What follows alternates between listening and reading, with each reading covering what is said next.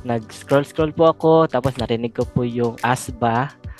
I think familiar din naman po kayo sa connection po sa simbahan, the Church of Jesus Christ of Latter-day Saints. Oh my gosh! Congratulations! Church of Jesus Christ Latter-day Saints is one of the churches that we also empower na mag-freelancer. So finally, ang dami nyo na nagkaka-clients. Congratulations! Totoo po, before po talaga ako mag-try, tinanong ko po talaga yung mga kilala ko, nga ka-church member ko po, nga, how's it? Kamusta yung ASBA? Ano siya? Mostly po sagot nila, highly recommended po talaga. Kaya po yun, nag-try po talaga ako.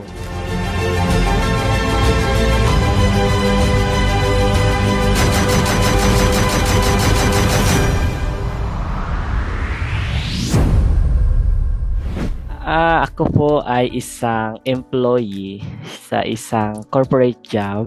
Actually, currently, employee pa rin po ako sa corporate job. Under po siya sa Department of Agriculture. SRA po ang tawag sa kanya, or Sugar Regulatory Administration. Agriculturist po ako.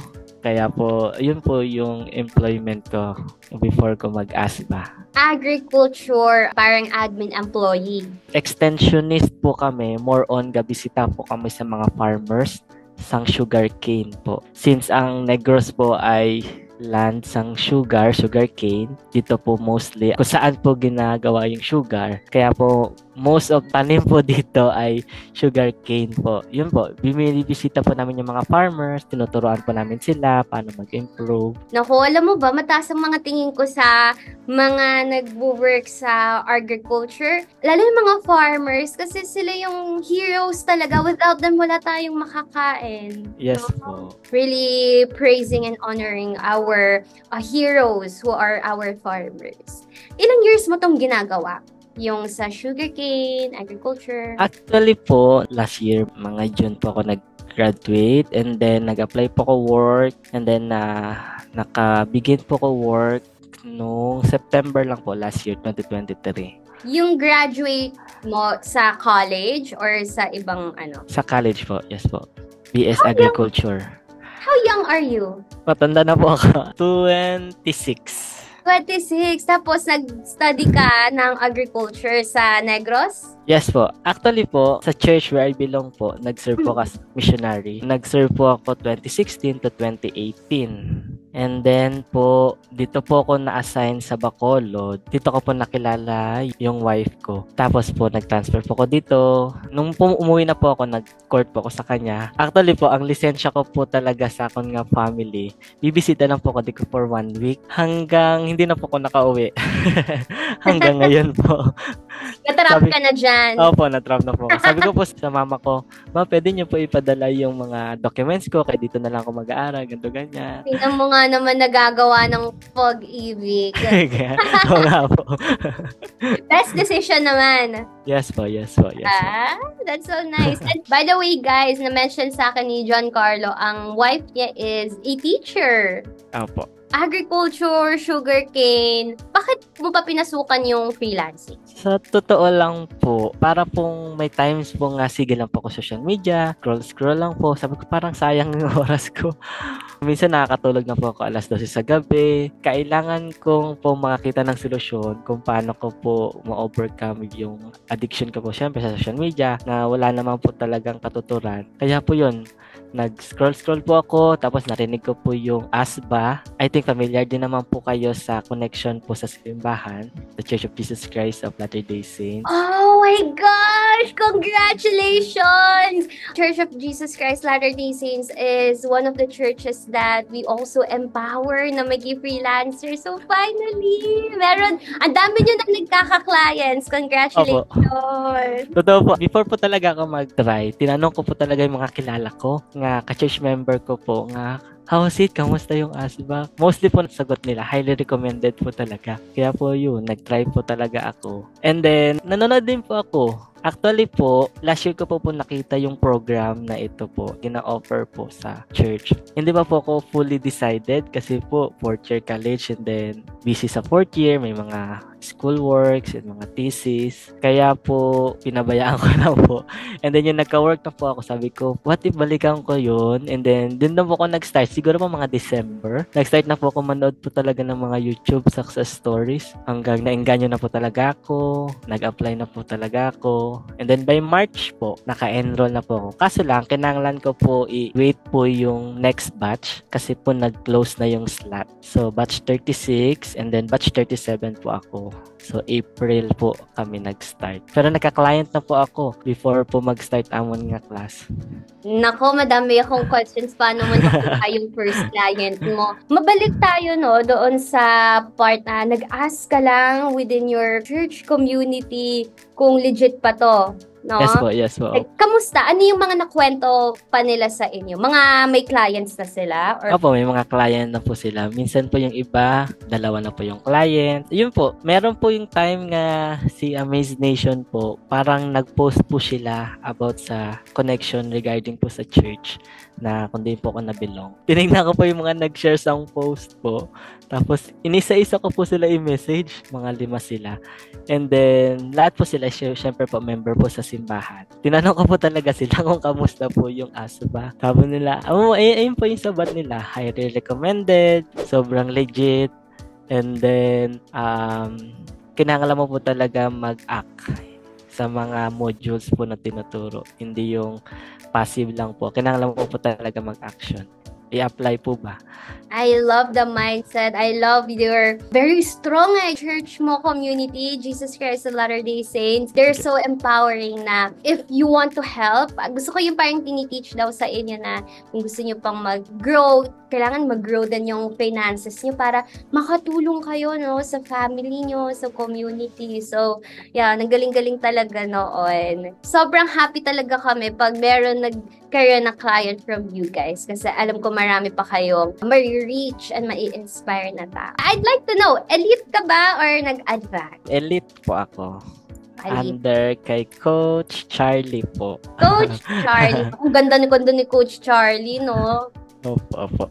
Paano pala yung naging process nyo from someone, alam ko parang sinusupport yung church nyo na paano pala yung naging process ng enrollment nyo with the help of your church? Meron po coordinator po na chatan po namin po yung mga nag-a-assist po sa amin. For those na gusto pong mag-apply sa ASBA, it's either elite or advanced po yung pipiliin mo. And then, yun po, ang naaalala ko po, manghihingi po sila sang statement of account coming po sa Amaze Nation. And then, yung cheque po na pang-enrollment po namin ay naka-address po sa inyo. So, ang gagawin po namin, pag nakuha na po namin yung cheque through LBC po, papadala po namin kung diin po yung nearest nga LBC po sa amin nga lugar. And then, ipapadala po namin through BDO para po maka-enroll na po kami. Parang ito yung pinakang A to Z na step by step na nabigay na process. Paano nyo na kuha yung support from your church to being a student in Amaze Nation. May mga ganun pala, no? BDO, LBC. And opo. nice that you are officially a student.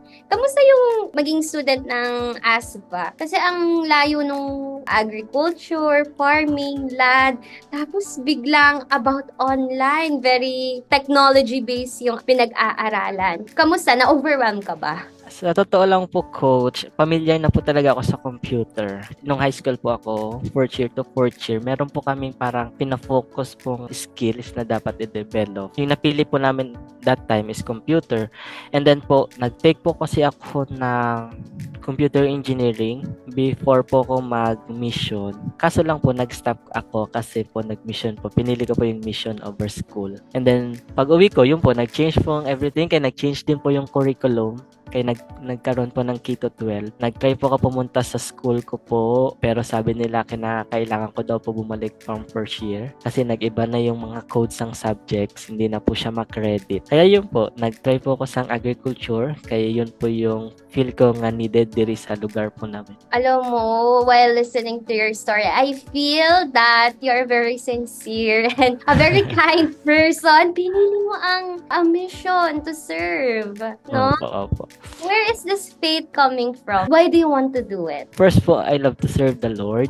I want to help Him in reaching sa iyong mga bata, syempre po, dito po sa kalibutan or sa mundo po. It's my sense of responsibility. Tulungan po ang Diyos. I know po kasi nga plan po ng Diyos for me is better kung ano po yung gusto ko nga plan for myself. As long as ginauna ko po siya. Hindi po ako nagsisisi kung bakit po yun po yung pinili ko kasi mas naging better po talaga yung buhay ko through that decision po that day. I 100% agree, no? Kapag Jesus is kasama sa journey mo, mas madali ang buhay. Yun lang. And nakita ko na parang gusto mo yung ginagawa mo and it gives you sense of purpose in life then. And that is pinakang top ng self-actualization, Maslow's hierarchy of needs. Yung self-actualization, yung purpose mo, what you love to do in life. So, congrats. At 26, na-achieve mo yun. Opo, thank you po talaga, Coach. You're welcome! And at the same time, nababalance mo yung work mo sa agriculture and being a student in ASMA. Magkasabay ba? Hindi po, hindi na po ako nag-aaral that time. Graduate na po ako. Meron na po akong trabaho. Yun po, pinagsasabay ko po. Feel ko po, kaya ko po pagsabayin, kaya hindi po ganun ka-strict sa time. Yung corporate job po nga meron po ako. You know how to manage your time. May time ba na nahirapan ka sa mga homework sa ASPA? Meron po. Actually po, nag-jump po ako sa product sourcing po nga module. Pero po, when it comes po sa product research po, nakaya ko po talaga siya in one day po. Kaya po feeling ko... In one day? Opo. Yung module po ba lang assignment? Joke. Ayun po yung nagbigay sa akin ng encouragement po nga kaya ko na siguro maghanap ng client. Ganito pala siya, ganito, ganyan. Try ko kaya maghanap ng client. Kaya po, yun, after ko po magawa yung module ko po sa PR, nag-jump na po agad ako sa Art of Seduction po. Hanggang naggawa na po ako ng portfolio, yung resume. Actually po yung resume ko, nagka-idea po ako. True lang din po sa YouTube. In-interview po sa Coach Liz ng mga beginner po. Pinakita niya po yung mga resume. Yun din po yung nagbigay sa akin ng idea. Paano ko pa gagawin yung resume ko? In-screenshot ko pa po yun. Paano ko kaya ito ipa-plaster or ilalagay sa resume ko? Yun po. Hanggang naggumawa na po ako sa mga account ko, sa mga websites na pwedeng applyan. Sinunod mo lang lahat yung mga nakasulat sa modules. And what do you know, diba? Nagka-client ka na. And nung nag-study ka ng ASVA modules, naghahanap ka na pala ng client kahit hindi mo pa natapos. Opo. PR pa lang po yung natapos ko and then po yung unahan po ng product listing na assignment. Parang sa keyword bank po. Keyword research? Opo. So, ganun po. Product listing po nga part. Anong pinakang na-enjoy mo nung naging student ka sa ASVA? Sobrang friendly user po talaga ng module. Tuturuan ko po talaga as in tuturuan ka talaga lahat po na pwede mong matutunan. From A to C po talaga yung module. Meron po akong pinasukan Zoom po. Galing din po sa inyong page, Amaze Nation. Sabi niya po, yung module nyo sa Amaze Nation sa ASBA, advanced na po siya kumpara po sa iba. During po pala sa interview ko, yun din po yung nagbigay sa akin ng sense of parang encouragement po talaga. Mas advanced pala talaga yung assignment namin kaysa sa iba. Parang mas mahirap kumpara sa iba. Kaya yun tutuwa po ako. Susundin mo lang po talaga yung mga tinuturo po ng mga coach sa module. As in, napaka-dali lang po talaga. I mean, naintindihin po kay tinuturo po talaga nila step by step. Yung feeling na nasa tamang landas pala ako. Opo. In the right path, no? Nakatulong ba yung assignments? Kasi mukhang nagawa mo mga homeworks. Nakatulong ba siya mag-build ng portfolio mo? Opo. Ayun po yung nilagay ko sa portfolio, sample works ko po, yung PR assignment ko. Kung paano ko po siya hinanap yung product. Ini-screenshot ko po isa-isa. Hindi man po lahat. Nilagay ko po sa portfolio ko yung sample works, kung paano ko hinanap yung product. Yun lang po talaga. Wala pa po ako sa product sourcing na sample works. Yun lang po yung product research research lang po. Ayan, guys. So, the ASVA modules talaga are a very good fit sa mga gusto maging Amazon VA in the future na kahit wala ka pang clients before, no? What the things that you can do here, you can present it sa mga magiging future clients mo o sa mga pinoprospect mong clients. And that's what happened to John Carlo, no? Such a very good example. And sa mga nanonood right now, please go to our description box below. Meron dong link for our free ebook. So just type in your name and email address at padadala namin sa inyo ang free ebook on what it's like to become an Amazon VA. Yan, mga overview pa lang yon. So, mabalik tayo sa'yo, John Carlo. Pag-usapan naman natin ang journey mo nung naghahanap ka ng client. Anong mga struggles na naranasan? Meron po talagang tayong failure po talaga when it comes sa paghahanap ng client. Sabi po ng mga kilala ko, di ba po pag ginagamit nyo po yung OLJPH, may mga points po kung paano po mag-apply. Sabi Yun! Po ikaw pa lang ang una nagsasabi niyan sa buong interview ko. Sige, go ahead. Curious po if maubos yung points ko. Tapos tinanong ko po sa kilala ko, sabi niya po, nare-replenish na siya every a week, guro. Basta bumabalik yung points. So, ang ginawa ko po, lahat po ng pwede kong applyan when it comes sa product research sa Amazon. In-applyan ko po, meron po iba 10 points. Depende po kung paano po ako ka-okay sa nakapost na job post po. Kung confident po ba ako na fit po ba talaga sa akon. Yun po, tinataasan ko po yung points para po mas makita po nila yung apply ko po sa kanila. Yun po, siguro po by first week ko po, may mga nag-reply, meron pong nag-try nga may pinagawa po sa akin. Pero, yun po, sinesearch ko rin po kung legit po sila, syempre kung may company po talaga sila. And then, meron po nag-failure po talaga. Nag-email po sila nga, sorry, kay ganito, ganyan. Pero, yun po, okay lang po, nag-try na po ka second week, apply. Hanggang meron po nag-answer po sa akin. Nag-schedule po for Zoom for 15 minutes just to introduce myself. After po noon, kinabahan po talaga ako. Kaya po ganito yung background ko, kaya pinipare ko po talaga to for interview with client. Tip yan Lagyan nyo ng Amaze Nation yung background nyo pag mag-i-interview. Yung first interview ko po, tinanong niya po ako kung paano po ako ga-search ng product. Pakita ko po daw po sa kanya kung paano ko po ginagawa. So, private level siya. So, inline po sa atin pong assignment, which is private level po sa product research. Sabi ko sa kanya, hindi ko fully maipapakita sa'yo. Pero pinakita ko po, pero hindi po fully.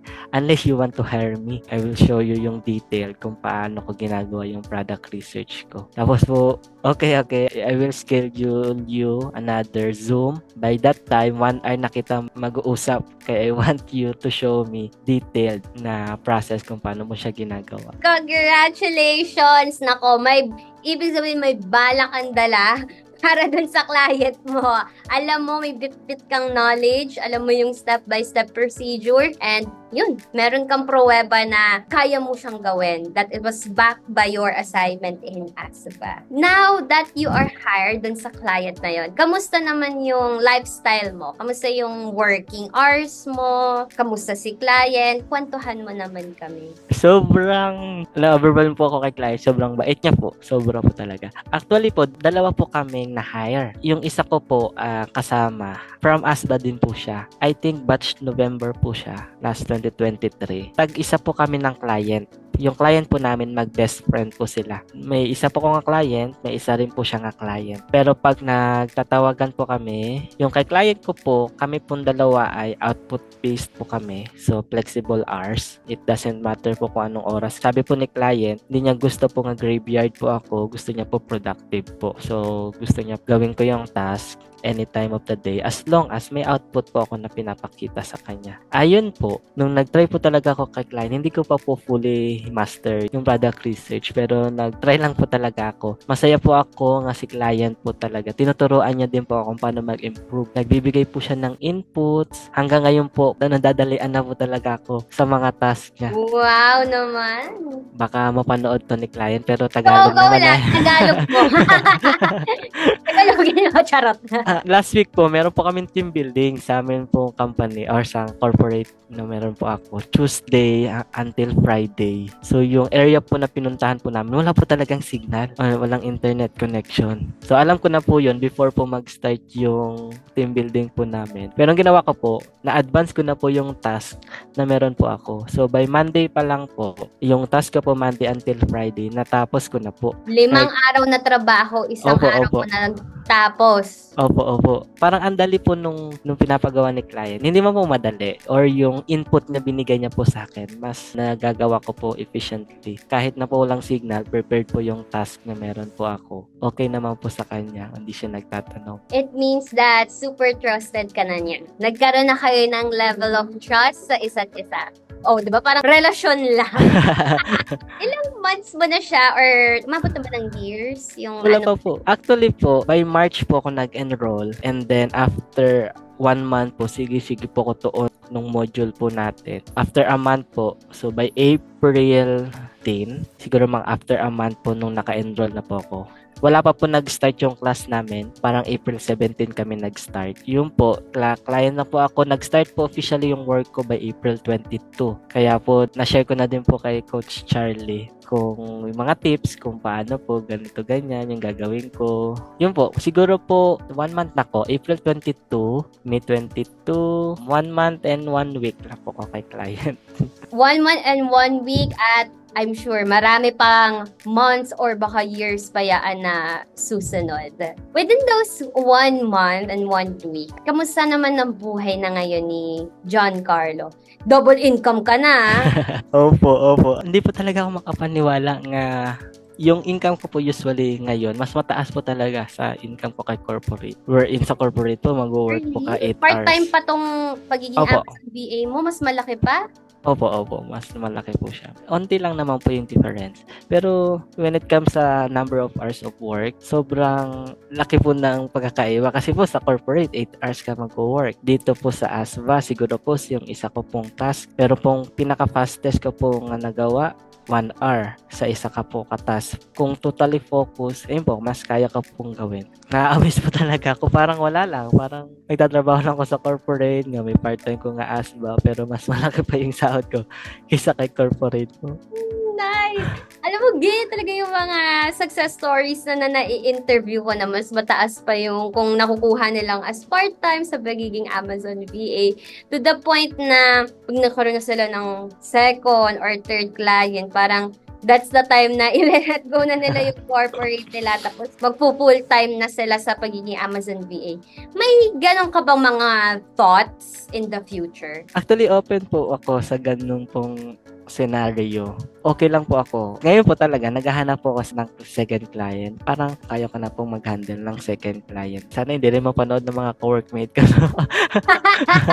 Yun po, hindi po kasi masyadong stakes and time sa corporate ko. Baka mapanood nila yung video ko. No? Kasi po yung task ko, ginagawa ko po sa office. Ginagawa ko po talaga siya sa office. Kasi po, may mga free time po talaga ako sa office. Nga, kaysa i-Facebook ko, i-YouTube ko, hindi ko na lang po ginagawa. Kaya po pag umuwi ako sa bahay, parang wala lang. Tinatapos ko na po yung task for the day. Kung minsan po, pag gabi po sa bahay, ginagawa ko na po advance yung for another day, for the next day, para po may allowance po ako in case sa mga emergency po. Tama yung ginagawa mo. As someone as young as you, 26, especially sa guys, sorry, hindi naman po sa gender, matagal ang guys na magkaroon ng ganyang mindset. Kasi yung iba gusto nila trabaho, uwi, chill na kaagad, no? So, bibihira yung guys na gusto pa nila ng second job, third job. And yeah, well, I think because motivation mo ay yung mga daughters at wife mo, no? Opo. Iniinganyo ko na nga po si Mrs. mag-try.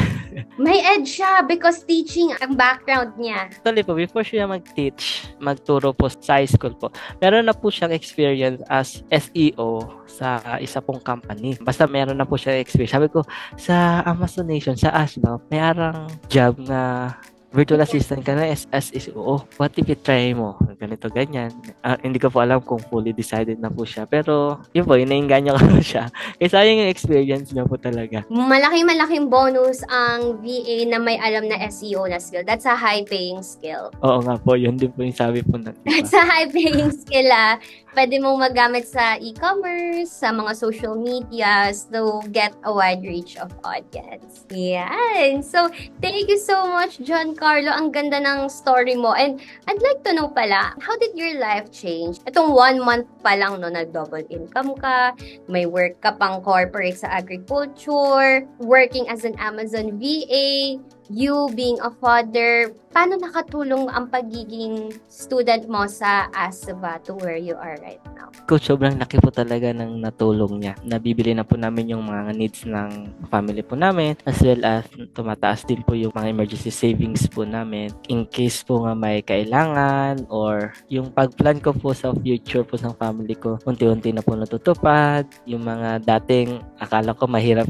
kailangan mo talaga magtrabaho, mag-work hard, wherein sa ASVA po, nung naka-enroll po ako, na nakakita po ako, tinuruan po ako na ASVA kung paano po talaga maging VA sa Amazon. Nakakita po ako ng client. Unti-unti na ko po talaga natutupad yung mga gusto ko po nga ibigay po sa family ko. Siyempre po yung comfortable life, yung mga needs po nila nga minsan po hindi mo mabigay, minsan siyempre yung salary hindi ganun kataas. Sobrang nasaya po ako. Marami na po akong plano nga nasa isip ko. Kung hindi dahil kay ASVA, parang hanggang dream na lang po talaga. Tungkol po kay ASVA, naging reality po talaga. Yung parang gusto ko nga makamit, unti-unti na po nagiging reality. Kasi po, nakakaipon na po kami, may plano na po kami. So, sobrang saya po talaga, Coach. As in, sobra. No, pag masaya ang student, nakikita namin, mas masaya kami, yung Amaze Nation family, to see you guys thrive and win in life. So, speaking of plano, tingin mo ba in the future, kaya mong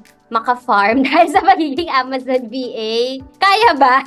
Actually, opo, Coach. Gusto ko po talagang, syempre may farm po, pero ganun din po when it comes to sugarcane land. Kasi po malaki din po yung pwedeng bumalik na money when it comes sa sugarcane, especially kung may land ka for sugarcane planting. Malaki po talaga yung pwede po maging income. So yun po yung isa sa mga plano ko nga magkaroon ng land sa sugarcane. And then, syempre may know-how na po ako when it comes sa pag-planting ng sugarcane and how to cultivate also. Po yung isa sa mga plano ko, hoping na mangyari po someday. Ayan, thank you for sharing us your plans, no? Manifesting, hopefully yan in the near future. And hindi imposible kasi yung mga ganyang plans, especially yung mga millennials, young millennials, Gen Z, yun ang mga plano, yun ang mga nag-Amazon VA, mga students, grabe yung mindset nila, no? Pag nakaipon sila sa pagiging Amazon VA, bibili sila ng lupa, they'll invest in real estate. So, hindi malabo yung pangarap mo. What's your ultimate advice sa mga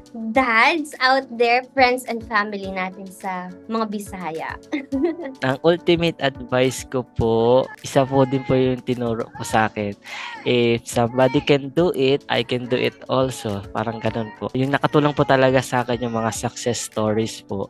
Sabi ko, kung kaya nila, kaya ko din yan. Sabi nga po, wise man learn from his or her mistake. Wiser man learn from the mistakes of others. But the wisest man learn from the success of others. So if you want to be successful, learn from those who are successful as well. So yun po yung ginawa ko talaga, Coach. Nagtanong po ako sa mga successful ng mga tao kung how they do it. Yun po yung mga chinat ko po sa YouTube po. Ano po yung ginawa nila? Ano po yung mga ways na ginawa nila. Gagawin ko rin po kasi po doing the same thing will give you the same result as well. Sabi ko po sa sarili ko, kung gagawin ko yung ginawa nila, alam ko magagawa ko rin kung ano yung meron sila. Yung advice ko po, yun din po. You want to be successful po, manood po kayo ng mga success stories. Legit po na ng mga success stories and follow their yung sinasabi, yung mga tips sa module, follow them kay mga successful po yung mga coaches And ayun din po, somebody nga gusto, kaya po nag-interview ko mga successful people, kayo want also to encourage everyone nga it's possible po talaga, as in possible po talaga. Correct. It's all, di ba, our motivation and drive. And I like the mindset na pag kaya ng iba, kayang-kaya mo. And I'd like to end this interview. Ano pangalan uli ng baby girl mo? Atalia Eve Romelo Valencia po. So, Aya po ang kanyang nickname. Pag mapapanood to ni Aya, let's say mga 10 years na, or siguro mga more than 10 years old na siya, or 15 years old, anong mensahe mo sa kanya pag napanood niya? Siyempre, kung Aya ka nanonood ka 10 years or 15 years from now, hope nga proud ka kay Papa. Siyempre, nagawa ni Papa tungo dahil sa kayo yung motivation ko. Parang wala lang yung pagod. Basta ma-provide ni Papa yung mga needs nyo sa pang-araw-araw. Siyempre, mabigyan din kayo ni mama mo or ni little brother mo ng comfortable life. Siyempre, maging humble as well. Lumalaki kayo to help other people who are also in need. Hindi yung prideful. Yan po. Thank you so much, John Carlo. You are such an inspiration. Mabuhay kayong mga bagets na father. And thank you so much, guys, for watching up until this moment. See you next time in our Aspen Success and Kamustahan. Goodbye! Thank you so much for watching this video. If you want to know more about freelancing, follow us on our Facebook, TikTok, LinkedIn, and Instagram page. And if you have any inquiries, just contact the number on your screen. This is your Amaze Nation brand ambassador, Nina, and with Amaze Nation, we provide life-changing learning for extraordinary living. See you next time.